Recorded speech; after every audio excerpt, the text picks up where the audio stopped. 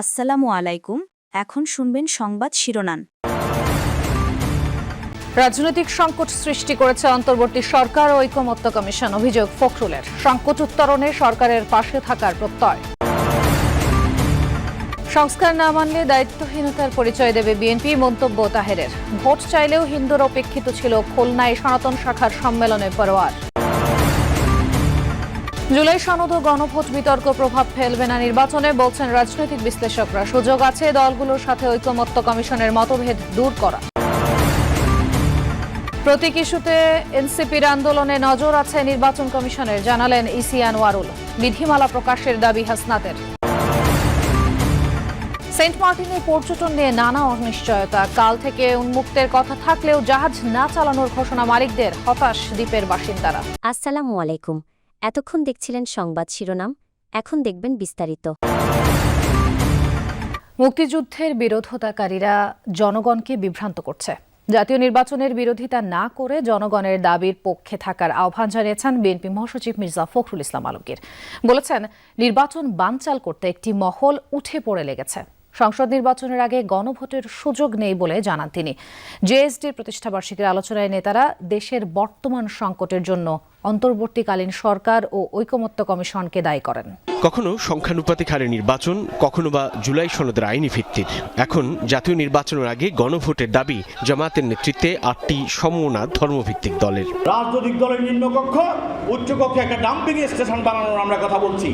জেএসডির প্রতিষ্ঠাবার্ষিকীর আলোচনায় বিএনপি মহাসচিব রাজপথের এই আন্দোলনের উদ্দেশ্য নিয়ে প্রশ্ন তুললেন। বললেন, জনগণকে বিভ্রান্ত করে নির্বাচন বানচালে উঠে পড়ে লেগেছে একটি মহল। আজকে যারা এই নিয়ে গোলমাল করছেন, রাস্তায় নেমেছেন, তাদেরকে অনুরোধ করব, দয়া করে জনগণকে অনেক বিভ্রান্ত করেছেন। 1971 সালে মুক্তিযুদ্ধের বিরোধিতা করেছেন।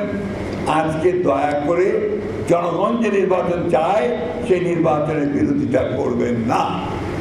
কারণ এই দেশের মানুষ কখনো বিট্রিয়ারের যারা বিট্রি করে তাদেরকে ক্ষমা করে না, তারা ক্ষমা পায় না। বিএনপি মহাসচিব বলেন, অন্তর্বর্তীকালীন সরকার ও জাতীয় ঐকমত্য কমিশন নোট অব ডিসেন্ট না রেখে বিশ্বাসভঙ্গ ও প্রতারণা করেছে।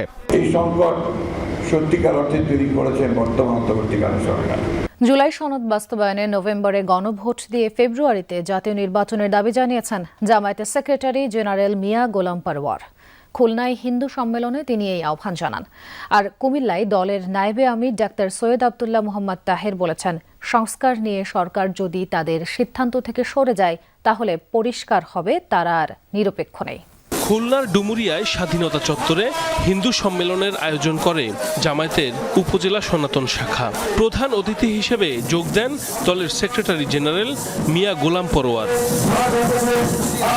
সম্মেলনে তিনি বলেন, গত 54 বছরে হিন্দু ধর্মাবলম্বীদের রাজনৈতিকভাবে ব্যবহার করা হয়েছে। সনাতন সম্প্রদায়ের ভোট নিয়ে যারা ক্ষমতায় গেছে তারা নিজেদের ভাগ্য পরিবর্তন করলেও হিন্দুদের ভাগ্যের পরিবর্তন হয়নি। জুলাই সনদ বাস্তবায়নে নভেম্বরে গণভোটের দাবি জানান গোলাম পরোয়ার। তুমি যদি দাঁড়িপাল্লায় থাকো, জামাতের মিটিংয়ে যাও, তুমি পুজো করতে পারবে না, মা বোনেরা বাড়িতে বেরোতে পারবে না, সিঁদুর নিতে পারবে না, শাখা পড়তে পারবে না, পূজা করবে না। এগুলো হচ্ছে ডাহা মিথ্যা কথা। এই মিথ্যার আপনারা কান দেবেন না। আমরা বলেছি জাতীয় নির্বাচনের আগে এই সংস্কার প্রস্তাবগুলো গণভোটে দিতে হবে এবং সেটা জাতীয় নির্বাচনের আগে নভেম্বরেই গণভোট দিতে হবে। কুমিল্লায় জামায়াতের নায়েবে আমির ডাক্তার সৈয়দ আব্দুল্লাহ মোহাম্মদ তাহের বলেছেন, বিএনপি যদি সংস্কার প্রস্তাব না মানে তবে এটা তাদের দায়িত্বহীনতার পরিচয়। জাতীয় ঐকমত্য কমিশন ও রাজনৈতিক দলগুলোর মধ্যে মতানৈক্য তৈরি হলেও এখনও সেটা কাটিয়ে ওঠার সুযোগ আছে মনে করেন বিশ্লেষকরা। তারা বলছেন, জুলাই সনদের আইন ভিত্তি ও গণভোট ইস্যুতে তৈরি হওয়া বিতর্ক সংসদ নির্বাচনে প্রভাব ফেলবে না। তবে জাতীয় স্বার্থে রাজনৈতিক দলগুলোকে সহনশীল আচরণের আহ্বান জানান বিশ্লেষকরা। অপরদিকে সংসদ কার্যকর না হলে নির্বাচনের আগে বা ভোটের দিন গণভোট আয়োজন আনুষ্ঠানিকতা ছাড়া বেশি কিছু নয় বলে জানান সিনিয়র আইনজীবীরা। রাজনৈতিক দলগুলোর সঙ্গে প্রায় 9 মাসের আলোচনার ফল জুলাই সনদ, আনুষ্ঠানিকভাবে যার ঘোষণা দেন প্রধান উপদেষ্টা। যে সনদ বাস্তবায়নের সুপারিশ প্রধান উপদেষ্টার কাছে জমা দেয় জাতীয় ঐকমত্য কমিশন। বিতর্কের শুরু তারপর থেকেই। বিএনপির অভিযোগ, যেসব অঙ্গীকারের ভিত্তিতে নোট অব ডিসেন্ট সহ সনদে স্বাক্ষর করেছে দলটি, বাস্তবায়নের সুপারিশে সেসবের অনেক কিছুই পরিবর্তন, সংযোজন বিবেচনা করেছে কমিশন, যা নিয়ে দলটির সঙ্গে কোনো আলোচনাই করা হয়নি। এমন ব্যত্যয়কে নেতিবাচক হিসেবে দেখছেন বিশ্লেষকরা, তবে তাতে ঐক্য বিনষ্টের খুব একটা কারণ নেই বলেও মনে করেন তারা। যদি বিএনপির সাথে কনসাল্ট না করে সেটা চূড়ান্ত হয়ে থাকে, এটা কিন্তু তাহলে একটা বড় ধরনের ত্রুটি হয়েছে বলে। ত্রুটি হয়েছে এটা সত্য, কিন্তু সেই ত্রুটিটা সারিয়ে নেওয়ার মতো সময় কিন্তু সরকারের হাতে আছে এবং আশা করছি সরকার এগুলো ত্রুটিগুলো দূর করে এটাকে চূড়ান্ত একটা সিদ্ধান্তে আসবে। নির্বাচন কমিশনের আইন অনুযায়ী শাপলা কলি সহ আরও অনেকগুলো প্রতীক বরাদ্দ দেয়া হয়েছে। এখনো যারা আন্দোলন করছে সেই বিষয়টিও ইসির নজরে আছে, বলছেন নির্বাচন কমিশনার আনোয়ারুল ইসলাম। দুপুরে পটুয়াখালী সার্কিট হাউসে এক মতবিনিময় সভায় অংশ নেন তিনি। বলেন, গণভোটের বিষয়টি এখনও নির্বাচন কমিশনের নজরে আসেনি, তা নিয়ে সিদ্ধান্ত নেবে সরকার। তিনি আরও বলেন, ফেব্রুয়ারিতে নির্বাচনের জন্য কোনো চ্যালেঞ্জ নেই, সকল প্রস্তুতি সম্পন্নের পথে। সভায় নির্বাচন কমিশনের সিনিয়র সচিব, পটুয়াখালী জেলা প্রশাসক সহ অন্যান্যরা উপস্থিত ছিলেন।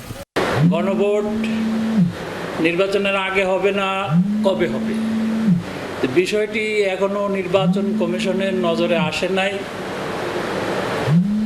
সরকার কিভাবে প্রস্তুতি নিচ্ছেন সেই জিনিসটি আমাদের কাছে এখনো পৌঁছেনি।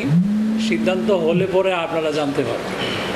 নির্বাচন কমিশন একটি সাংবিধানিক প্রতিষ্ঠান, যেসব ভিত্তিতে তারা প্রতীক তালিকাভুক্ত বা বাদ দেয় সেই বিধিমালা প্রকাশের দাবি এনসিপির দক্ষিণাঞ্চলের মুখ্য সংগঠক হাসনাত আব্দুল্লাহর। সকালে পিরোজপুরে দলীয় সমন্বয় সভা শেষে তিনি বলেন, যারাই সংস্কারের বিপক্ষে অবস্থান নেবে তাদের সাথেই এনসিপির দূরত্ব তৈরি হবে। বিএনপি ও জামায়াতের সাথে এনসিপির দূরত্ব তৈরি হওয়ার বিষয়টি সত্য নয়। সংস্কার প্রস্তাবনায় তারা একমত হয়ে আবার নিজেদের অবস্থান পরিবর্তন করেছে। যখন জামাত আমাদের সংস্কার প্রস্তাবনাগুলোকে, আমাদের মৌলিক জায়গাগুলোকে এগিয়ে নিয়ে গিয়েছে, তখন মনে হয়েছে জামাতের সাথে আমাদের হয়তো ঋদ্ধতা রয়েছে, আবার একই জিনিস বিএনপির ক্ষেত্রে হয়েছে। বিষয়টি মোটেই অমন না, বরং হচ্ছে সংস্কারের পক্ষে যারা থাকবে তাদের সাথে হচ্ছে আমাদের এনসিপির হচ্ছে একটা ঋদ্ধতাপূর্ণ সম্পর্ক থাকে। নভেম্বরের প্রথম দিন থেকে পর্যটকদের জন্য সেন্ট মার্টিন খুলে দেওয়ার সিদ্ধান্ত নিয়ে অনিশ্চয়তা দেখা দিয়েছে। দক্ষিণের এই জনপ্রিয় পর্যটন স্পটটিতে সীমিত আকারে শুধু দিনের বেলায় ভ্রমণের অনুমতি দেওয়ায় শঙ্কা জানিয়েছেন দ্বীপের ব্যবসায়ী ও বাসিন্দারা। তবে সিদ্ধান্ত বাস্তবায়নে সরকারের পক্ষ থেকে কার্যকর কোনো ব্যবস্থা দৃশ্যমান নয়। এমন পরিস্থিতিতে শনিবার থেকে পর্যটক খরার আশঙ্কায় জাহাজ চালানো শুরু না করার ঘোষণা দিয়েছেন জাহাজ মালিকরা। দ্বীপের একমাত্র বন্দর বহুদিন পর পর্যটকদের পদচারণায় মুখর হবে, এমন আশায় বাসিন্দারা এভাবেই সমুদ্র পাড়ে ভিড় করে প্রতিদিন। এখানে পর্যটকদের বহনকারী জাহাজ ভেড়ার কথা, কিন্তু নোঙর করার একমাত্র জেটিটি এখনও সংস্কারই হয়নি। কবে হবে তাও বলতে পারে না কেউ।